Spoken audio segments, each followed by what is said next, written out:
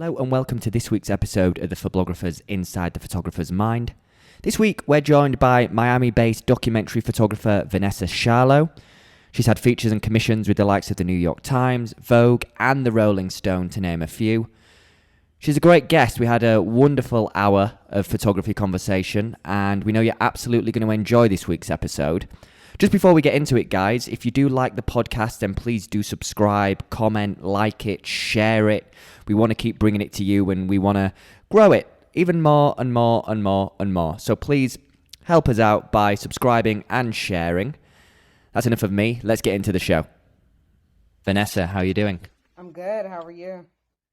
Yeah, I'm okay. I'm alive and well, so that's a good thing. That's always always a good thing. good. So you're in Miami, I am. and from what you wrote to me yesterday, you're there's a lot going on in Miami at the moment, right? There is. I just made it home from a civil unrest situation right in the heart of Miami. Given with what's going on at the U.S. border between a lot of the patrols and the Haitian asylum seekers, it was quite tense in Miami. Miami has the largest Haitian population in the United States.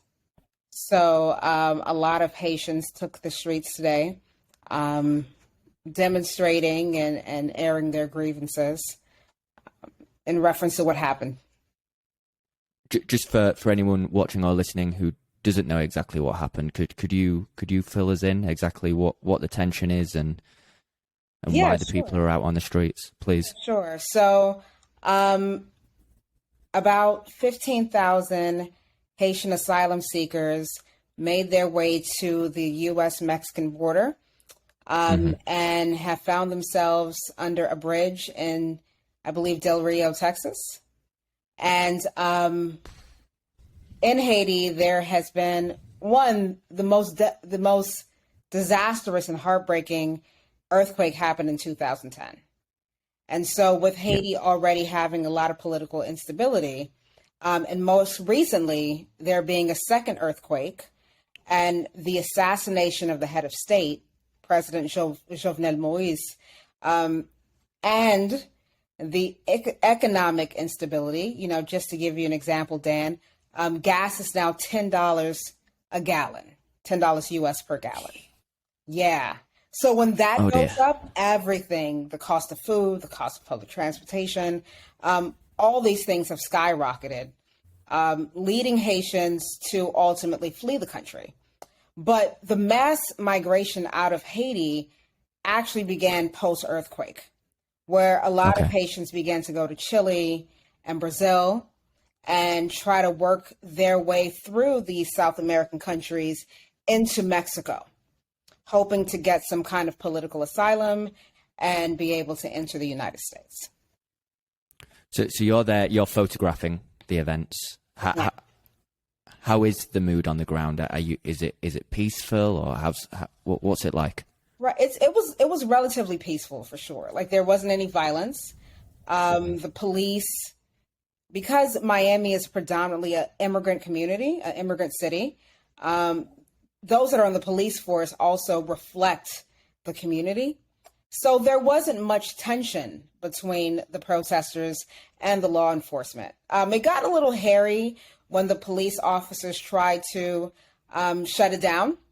And the Haitians felt as though, the Cuban community were able to shut down I-95 and 826, both which are major highways in Miami. But when Haitians took over 7th Avenue, which is it's a busy street for sure, but it's not an interstate. When the police were asking them to, shut it down, they felt slighted, because why is it that the Cuban community was able to shut down an entire interstate and they were not? And so they began to cite people like DeSantis, who passed basically an anti-protest bill to stop people from protesting in the streets, but they were met with resistance in a way that the Cuban community was not. So there was some tension around that. And did you, because I've spoken to a lot of photographers who've, especially last year, up in Portland when there was a lot going on there, and it seemed that the police were a little bit heavy-handed with certain photojournalists as well, kind of intimidating them in a way to kind of make them go away. Have you experienced anything like that in Miami or on this particular assignment? Well, no, I didn't. Like I said, the law enforcement reflects the community, right? Mm-hmm. So there were actually a lot of Black women police officers. So our interaction was a lot different. Whereas when I documented all last year in St. Louis, St. Louis exists in the shadows of the Ferguson uprising, right? After the killing of Mike Brown. And so there's a very contentious relationship between the police and the residents, particularly the Black residents of St. Louis. So when I was in St. Louis, I definitely got gassed. Like I stood next to someone that got shot in the leg, Mike Avery, by the police. Saw people get arrested. The police were definitely heavy-handed. They were like in full armor. It was very, very dangerous. And then not only that, in St. Louis, the Proud Boys were there. So not only do you have the police that are being, quite heavy-handed, you have the Proud Boys that were menacing the crowd. And so in St. Louis, there are white nationalist groups that come out, and the police don't really stop them. So it's a very, very dangerous situation for sure. Do you ever, so when you're in that situation and it's not pleasant. No. Does any part of you think, why am I doing this? Or I shouldn't be doing this, or I'm going to stop doing this? Or is the kind of the strength to be like, hey, listen, you're not going to silence us? Does that kind of take over and just keep you going? Because me personally, and this is probably more about my character, if I was getting hit by police or anything like that, I'd be like, I'm off to go make photos of dogs now. That's what I'm going to do. Like, does that kind of ever go through your mind? Do you ever wrestle with that kind of thing? Like the importance of keep going, but also being safe, really? Right. The only time that I really think about my safety is when I think about my son, right? I have a 6-year-old son. I have a partner who both want me to come home. But here's the reality, Dan. In America, my pure existence is a confront to the political system, right? So I'm Black, I'm woman, and I'm the child of Haitian immigrants. So there's no getting around that for me, right? And so with that reality, I understand that history is told from the position of the victor, not the victim.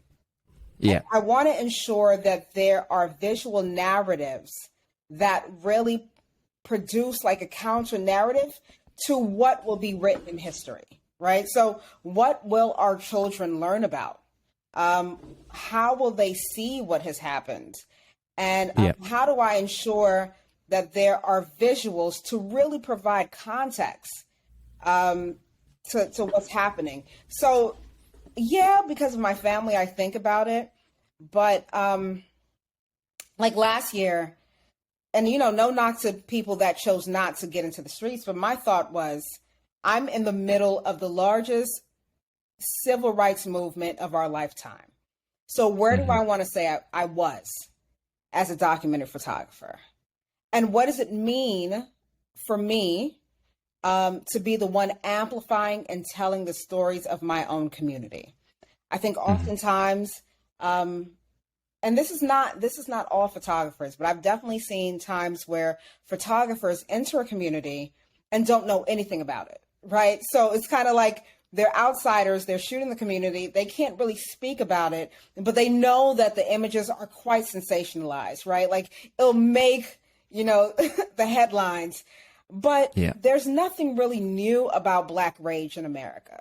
There's nothing new about Black struggle in America. Like it's been going on forever, right? So then how do we produce, or how do I produce photographs that, speak to that, but eradicate like the monolithic nature of the story, and you're able to get more of a whole story, right? So they're not just angry. These are also moms or dads or sisters or brothers. These are people. And so when you're able to humanize them, irrespective of your position, what I hope is that it really makes you think, right? Like, for example, I'm a Black woman from Miami. I'm assuming you're a white male from wherever you are. But there are certain things that happen. Like, if we feel pain, we're both going to cry. We both get sad. We both experience love and heartache and all those things, right? So irrespective of so much heartache. Yeah. So irrespective of how we showed up in the world, like, we both experience a lot of similar things. So then I'm always thinking about, how do I use photography to push those stories and push the human narrative? You know, I just want to go back to a point you made about photographers going into situations that they're not necessarily connected to. Right. I wrote an article about this, and I still believe what I said, but it's a bit of a tricky subject, because we'll just take me, for example, white dude. Let's just say I'm going into the heart of a Black Lives Matter protest, which, you know, I know that will gain interest that could potentially benefit me. And, you know, I sometimes worry that some documentary photographers, their main motive isn't to share a shared feeling, but rather to, this might sound a bit extreme, but stand on the heads of those who are suffering to benefit their own careers. Does that make sense? That makes sense. So I guess my question here is, and it might be a bit controversial, do you think that people only affiliated with a certain situation should go in and photograph it? Or do you think it's fair game for everyone to go in and tell their perspective? Well, in the most ideal sense, it would be ideal if people from that community are sharing the stories from their community, right? Because that's their lived experience. They know the reality of the situation and they're able to speak to it. So that would be ideal. But the reality is, in a lot of ways, sometimes photography can be quite exploitative. And it can be situations where people go in and stand on the heads that are suffering because they know they're going to get a really great shot that is going to, like, land them wherever, and for them to be, you know, like the next buzz, the next photographer that is spoken about. So yeah, that's a reality. That's a reality.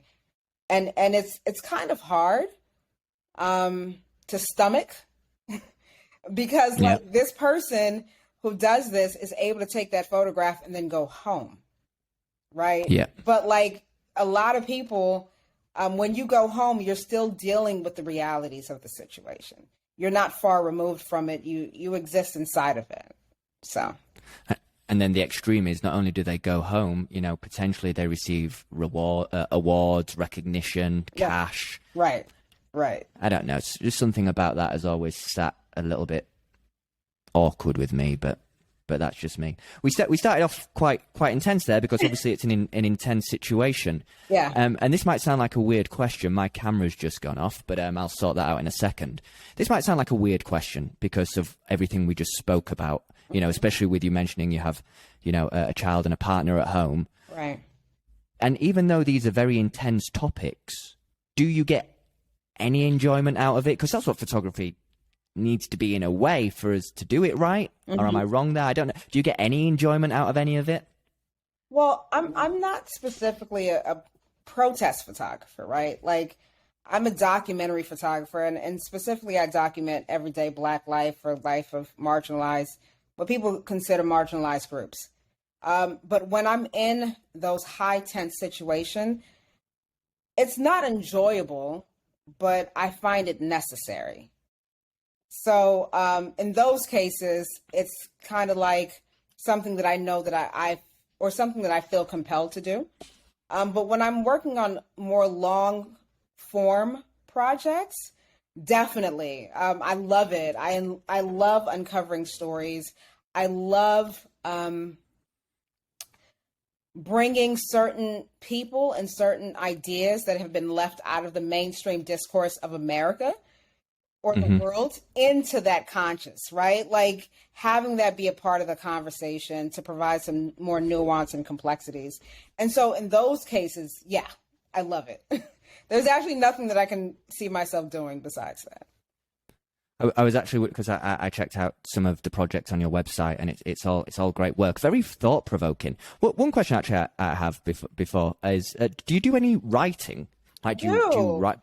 So The reason I asked that question, funny story. I was actually an English teacher before. My first job out of college was an English teacher.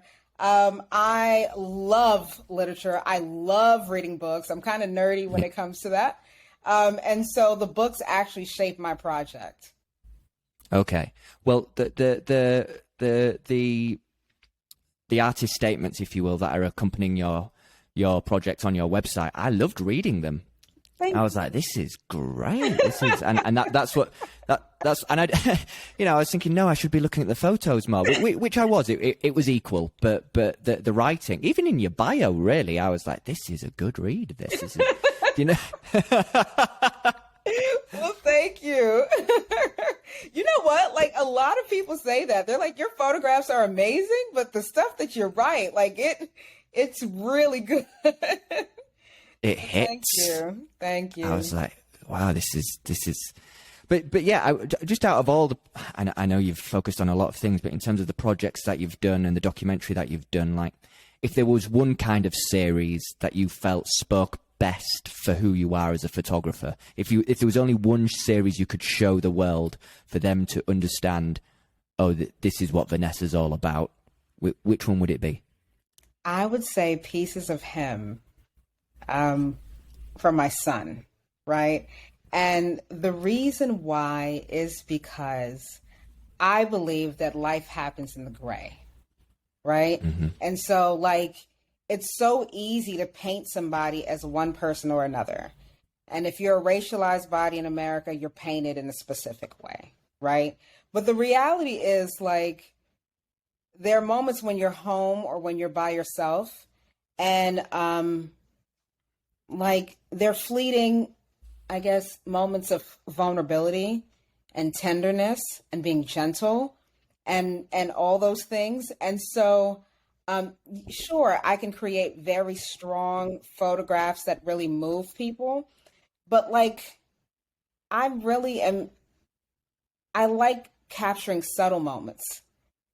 So like the time in between the breath, right? Like when you're just being yourself, and exploring the innermost parts of your mind. And I really hope that like Pieces of Me does, or Pieces of Him does that. And Pieces of Him actually came about when I came home after covering the funeral of Dante Wright. And yeah, like you get a Black kid that has been killed by the cops, and after a year of seeing Black people and their allies in the streets and all those things. But, like I wanted to explore what it's like when we go home and we have to sit with ourselves. And so. And how does he react to your son? Is he cool in front of the camera? Does he get what's going on? Or is it more like, hey, Mummy's working on a project. Just go with it, all right? He just goes with it because he's so used to seeing cameras around him all the time that he knows as soon as I pull out my camera and I'm coming towards him, he's ready to go. So he kind of ignores it and does his own thing because he's so used to seeing it. Is he showing any interest in photography yet? Yes, actually, he got published in O magazine last year. Are you kidding me? No. So I took a picture. He took my old Leica. I mean, not my old Leica, my old Nikon.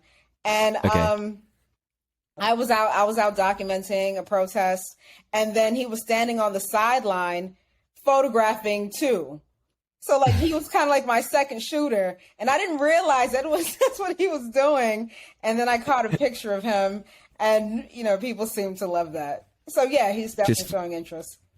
Any authorities listening, there's no child labour going on here. It's just honest. Not at all. Not at all.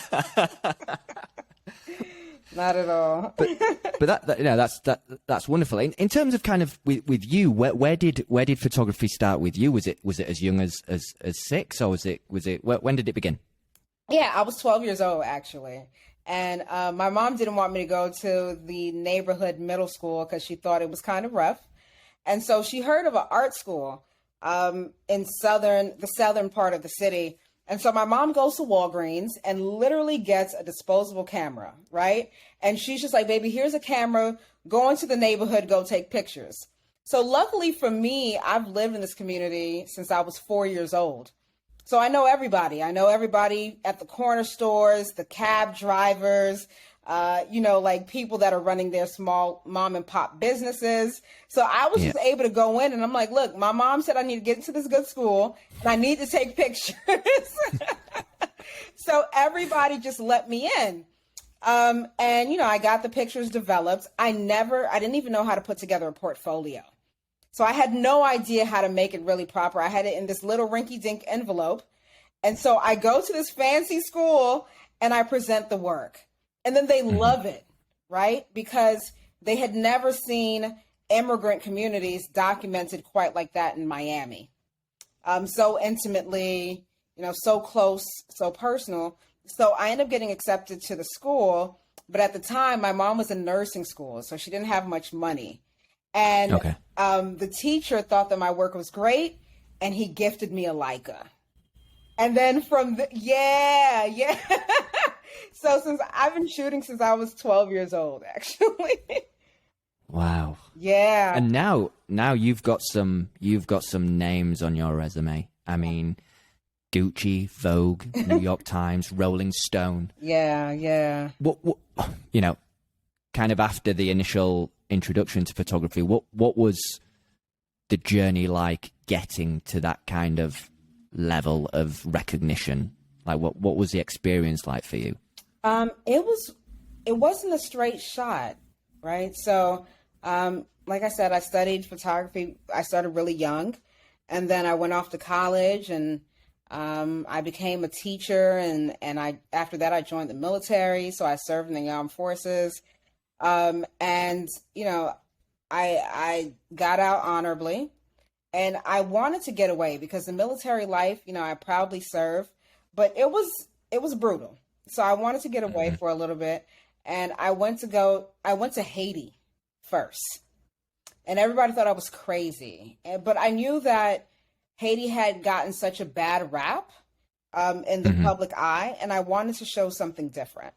So I began to photograph, like everyday life in rural communities and voodoo ceremonies and just all kinds of things like that, which then landed me. From there, I went to live in Southeast Asia, and I was documenting Hindu priests and Buddhist monks and things like that.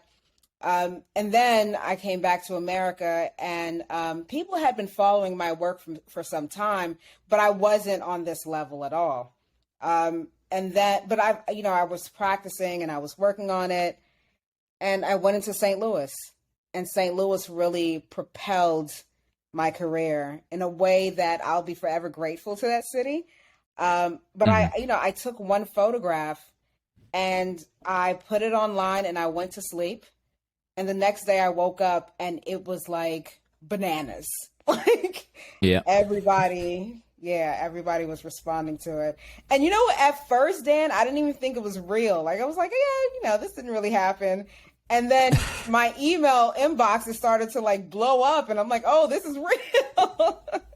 So that's what does that feel like? Because for any young or new aspiring photographer listening, I think they don't, maybe just through the sheer lack of experience, they don't quite understand that any journey, including photography, is a lot about knocking on doors and getting them slammed in your face, and it sucks a lot. So when you have that kind of day where it just like goes, all the engagements happening, the emails are coming through, right. Once you do realize, oh no, I'm not dreaming, this is real. Like how does that feel from just a personal human perspective and a career perspective? Right.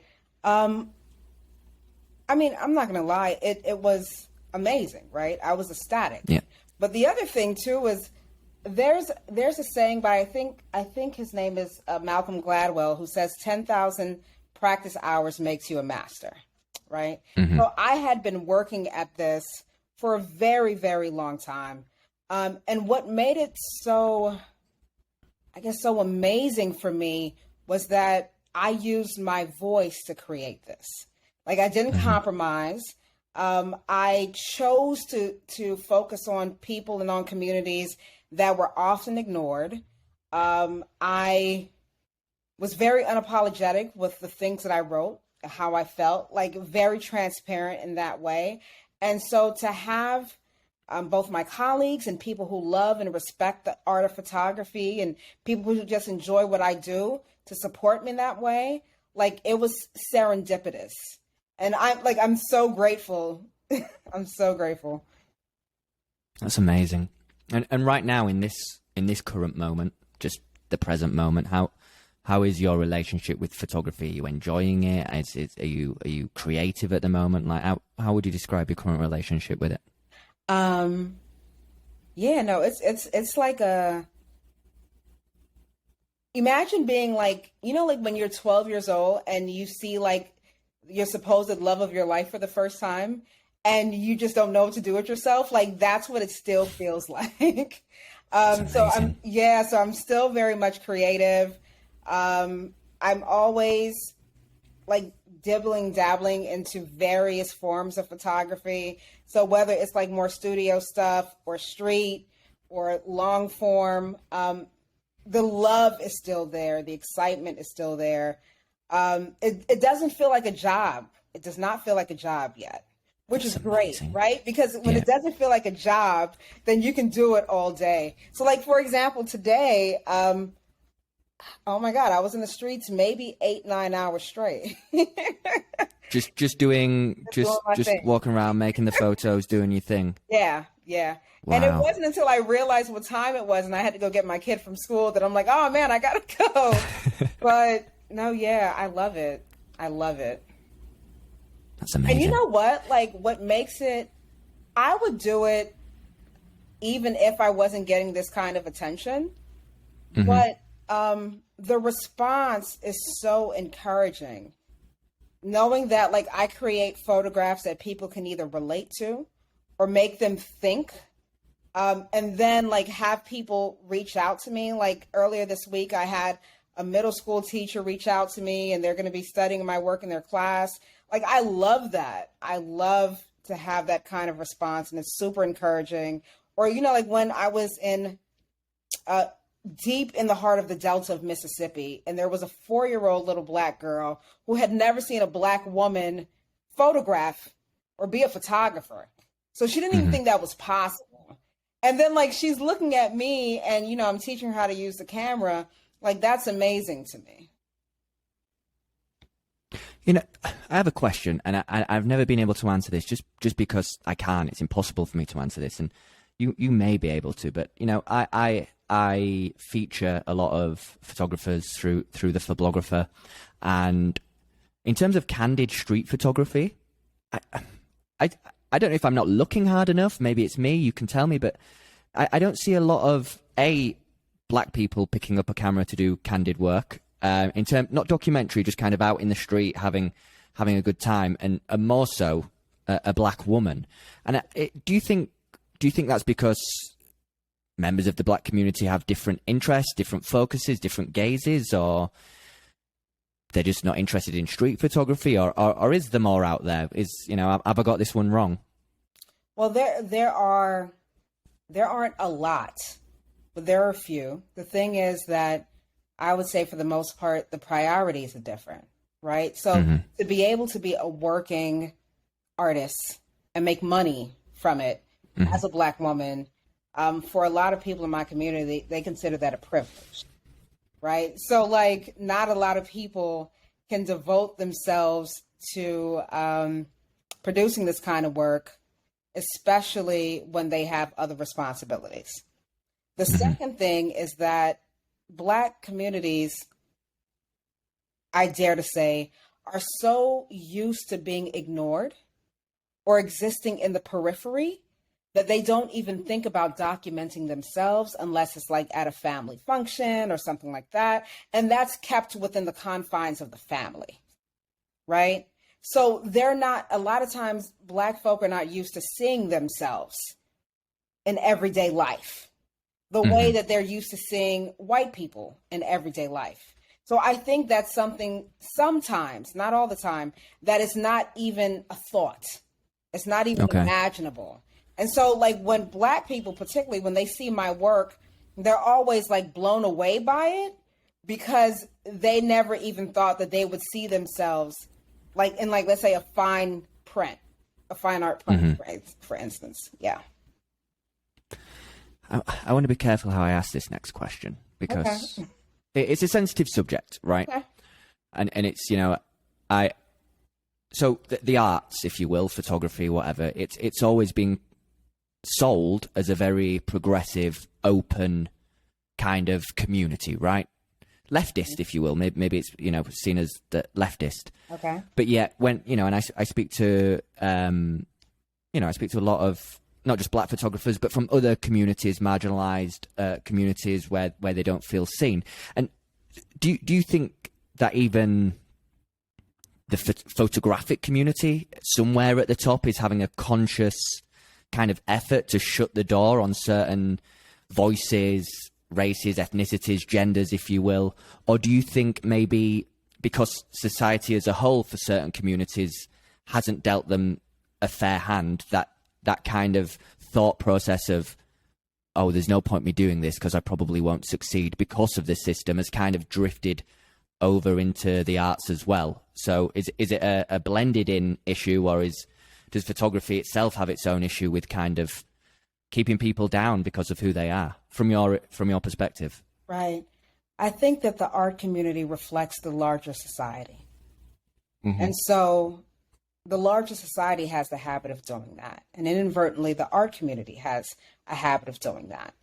And specifically in photography, if it is not something that, you know, where someone with Black or brown skin, the photograph is graphic, it seems highly emotional, highly charged, they're not interested because their perception of Black people is in a specific way. And the beauty of Black people, unless it's like high-end fashion or something like that, is often not a part of a standard of beauty that a lot of people appreciate, right? So you have all these things happening and some Black folks being acutely aware of that, and that being something that's very discouraging. For me personally, I'm aware that it exists. This is something that I have experienced personally. But I do understand that, like, I don't do it for white acceptance, right? Like, it's great if you enjoy it. Thank you very much.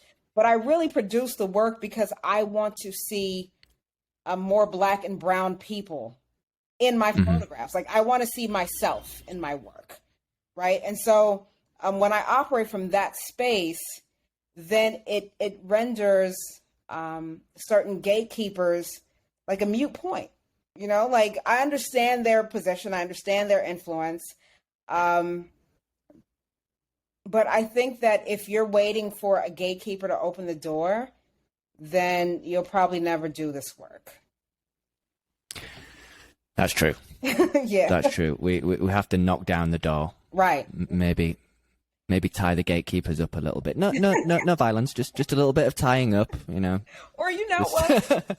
Like, you may not have to knock down the door. Just make your own table. Very, very good point. Right? Like, if you're not offered a seat there, then just build your own. You know, one thing I think of is, and I think you kind of touched on it, but a lot of the photography work, not just yours, but you know, just from different photographers, when the lens is focused on the Black community, sometimes I feel it's important to highlight the struggles and the adversities. But sometimes I think, you know, I used to live in a part in London which had a large Jamaican settlers community. Most people were kind of first generation that came over, and then they'd had families. And I was I don't know if this is the right term, but in that specific area, I was the minority. Mm-hmm. And I regret not photographing because, you know, I had some of the best times of my life living in that neighborhood.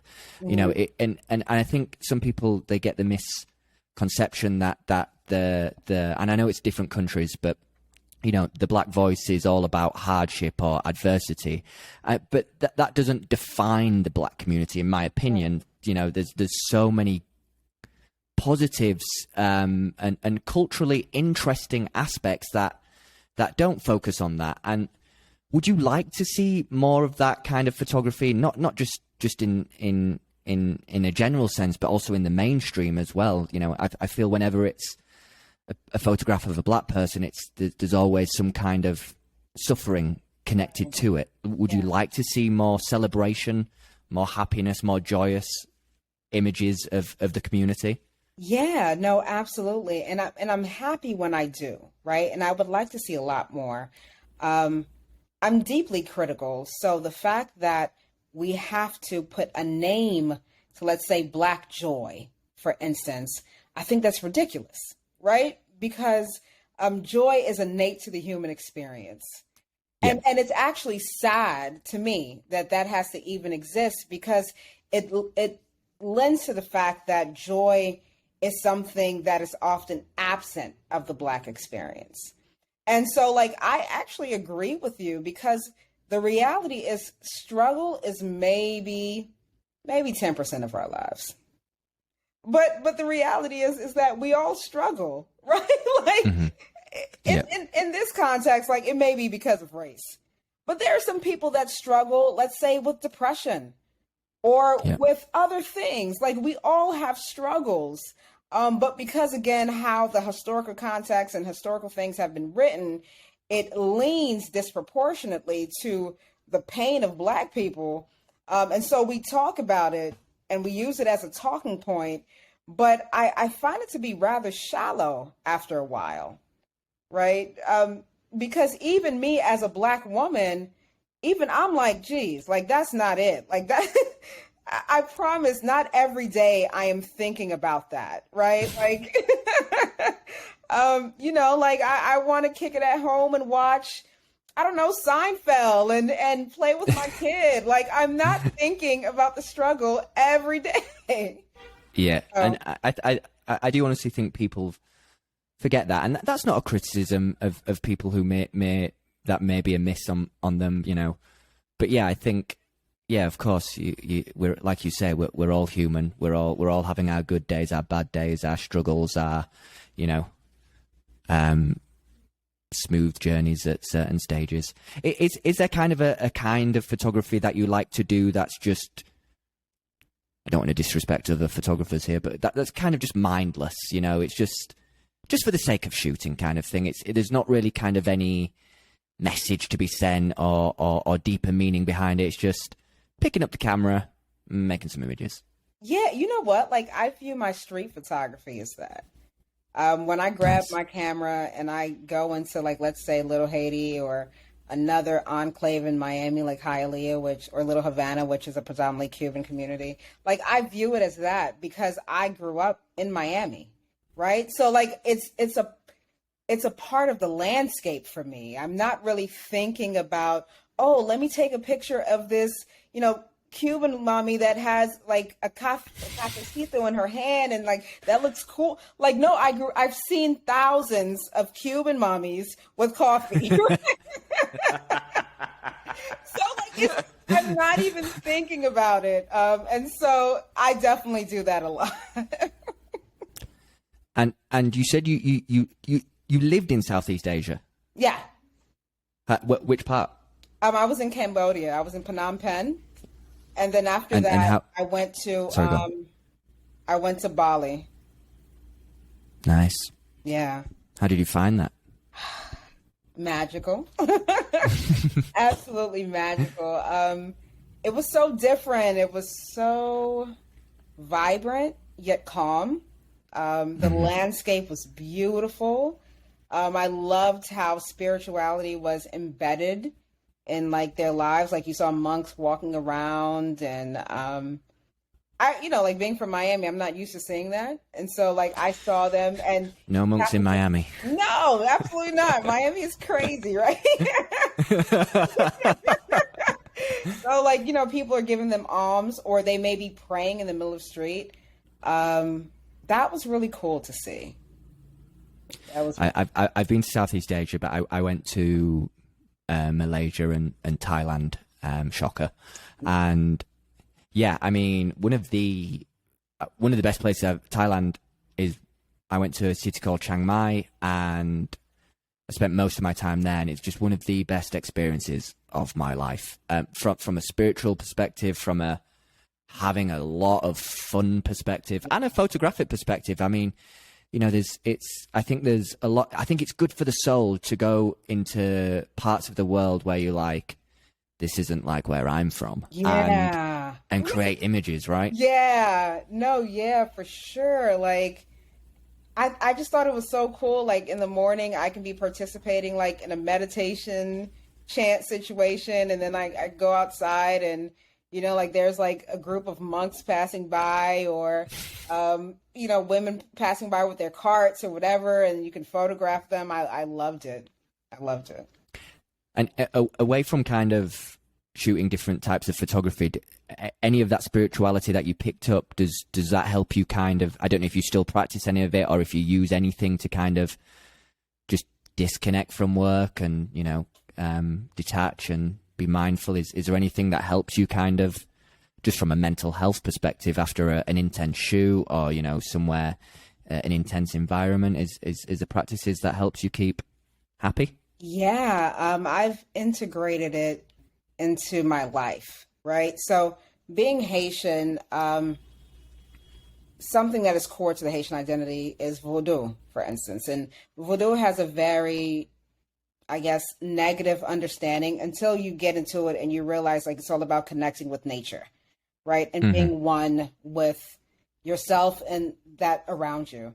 And then when I went to Southeast Asia, I realized that meditation really helps you get into yourself as well, right? So like I kind of picked up things from all over the place to create a mindful practice for myself that is based on centering myself, that is based on reading like a lot of amazing sacred texts, whether it's the Bhagavad Gita or, like things from Lao Tzu.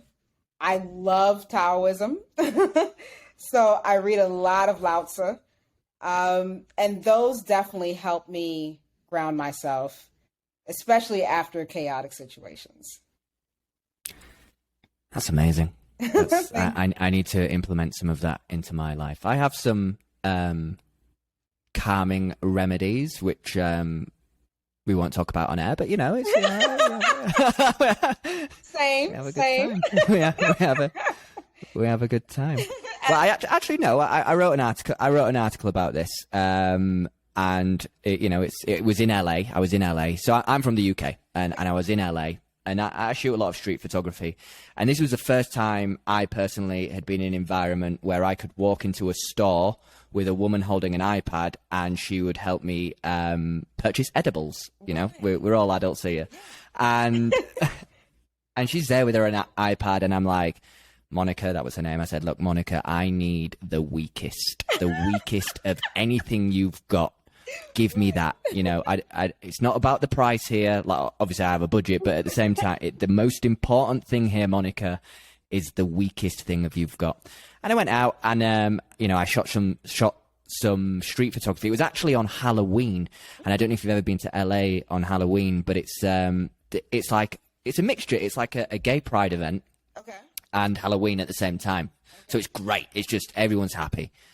And yeah, I took a little edible, and it was one of the best street photography 5 hours I've ever had in my life. So do you teach photography? Do you do any teaching, any workshops, anything like that? Yeah, I actually teach at the International Center of Photography. So I've been teaching. And how do you find that? I love it. I love it. I've been teaching there since last year. And what's really cool about it is that I get students from all over the world. And they're super challenging in that, you know, like you may have your own preconceived ideas or preconceived notions. And then somebody from like Norway will come in and like completely mess your thing up. And you're like, for me, because I love to learn, I'm sitting there like reflecting about my entire life. So yeah, no, it's fantastic. And the last course I taught was the intersectionality of documentary photography.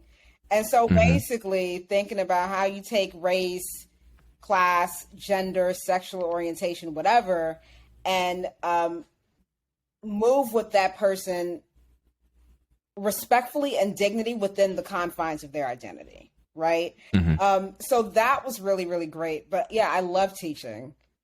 I love it. And it's, you know, for the up and coming, when you teach that, is that a certain age group or is it open aged? It's open age. I mean, you have to be, of course, 18 and older, right? Yeah, yeah. But it's open age. And do you see a lot of enthusiasm for the students? Is photography is the allure of the photographic practice still as strong as it was maybe when you were younger and taking an interest at first? Are people still excited? Yeah, no, people are definitely excited. And, you know, irrespective of age, right? Like, I remember having a student as old as 82. And she, 82. Yeah, and she was dope. Like, her work was amazing. And she was super excited, right? And the way that I teach my courses, like, so not only are we looking at photography, but we're looking at like various literary works. So we may look at satire from like Jonathan Swift, or we may look at, you know, James Baldwin, or the poetry of Sonia Sanchez, or whoever, because like I think that we can pull from so many things, right, in order to help us understand the kind of work that we're doing. And the excitement is there. I think that coupled with literary text makes it even more interesting, because then you're able to become even more reflective, right? And it helps give it some context. But yeah, the excitement is totally there. Totally. And do you have full control over what's taught, or do you have to kind of follow a certain? No. You've got full control. Yeah, ICP is cool like that. That's good. Yeah, I just tell them what I want to teach, and if enough students sign up, then I'm going to teach it. That's amazing. Yeah. And obviously the literature aspect is, I guess you're blending that in from your past and your past experience, and people warm to that as well. They enjoy that kind of side of it. They do. I've had quite a few students say that it's uncomfortable at first. And it's uncomfortable because they've told me that like they've never, even when they're looking at their own work, it reveals aspects of themselves that they didn't even know. Right. So like, think about it. A photograph that you may take at 18, when you look at it now, it's going to have a completely different meaning, right? Because you're in a different stage of your life. And then when you look at it 20 years from now, it may be something different. And so like when you infuse literature or interviews or audio, like music or whatever, and then you have your students look at some of their old work and bring this in, like, for example, I had a Caucasian student that was doing Black Lives Matter in New York City, right? But he lived in Brooklyn. This was his community, similar to you. Like, he lived in an immigrant community, a lot of Black immigrants. His friends were Black, and he just went out with his boys, right? So they were taking pictures. And so then I had him read Fire Next Time by James Baldwin. And so then he went back and looked at his work. And he was like, oh, wow. Like, he wrote this in like the 1950s or 60s. And like, it's still happening 2021 or 2020. Right. So it really changed his idea about his work. So it went from work that he made with his boys, and he wanted to document this because he loves and have friends that are Black, to like, there's so much more that I'm saying here. So it works. That's amazing. Yeah, it's cool. I think, you know, the written word and the spoken word, along with photography, is one of the most powerful things we have. And I think, you know, video kind of became a thing. Yeah. And that in many ways, I don't want to say it's taken over photography, but in media, you know, it's starting to become the priority. I don't know if you can hear that noise in the background. I do apologize. This is Mexico. You know, it's just not noise all day from 6 a.m. till 11 p.m. That's just the life we live. It's all good here. I love it. There's a guy just ringing a bell the other day. I have no idea what his job was. They're just ringing a bell. No, it happens. I love it here. It happens. I love it here. But I think video kind of, photographers transitioned to video, and I don't want to say photography got pushed to the side, but in many ways it felt like it did. But I think the written word and photography, or even the spoken word and photography, is different to video, and I think it's its own kind of powerful medium. So I'm glad there's still kind of an emphasis on that, you know, coming from you, and hopefully your students will take that on as well. And then as they move on with their careers, or even just from a hobbyist point of view, whatever they want to do, you know, if they can still keep pushing that. But I am right in thinking that you do video as well. And was it this year there was a publication? Yeah, earlier this year I got commissioned to do a film on housing injustice in Miami. Okay. So I do like short docs and things like that. And I enjoy that. I think that there's a space for video, but like my heart is with photography and providing really good captions. And my actual mentor is Maggie Stieber. So those are one of my mentors. And Maggie is like this iconic documentary photographer that has worked for Nat Geo and all these other places. Really cool, you know, older woman. And she's the one that really, really honed that in, right? She was just like, I know you love literature and you do photography. You need to bring that together, because that really enhances the meaning of the photography or of the work. Yeah. So, yeah. And I'm not going to keep you here all night, because I know there's a family at home and things like that, and you've had a busy day. But just in terms of kind of what you're currently working on, or what you want to work on in the future, what can we kind of expect from Vanessa? What should we keep an eye out for? Yeah. So right now, I'm working with Leica camera, and I'm working on a project called Unmasking Modern Masculinity. And that focus on the Black male form. So that's being shown in Brooklyn. I'm going to have an artist talk about it this Sunday. I have a show that I'm going to be a part of during Art Basel in Miami, at the Modern Museum of Contemporary Arts in North Miami. I have another show that it's going to be a solo exhibition in Chicago, about Black life in the Mississippi Delta. And so I have snippets of that on my website, but basically it follows the story of Roosevelt Davenport, who was a former sharecropper, brilliant man. Like, he's just amazing. He's raised 22 children off the cotton field, and he's still alive.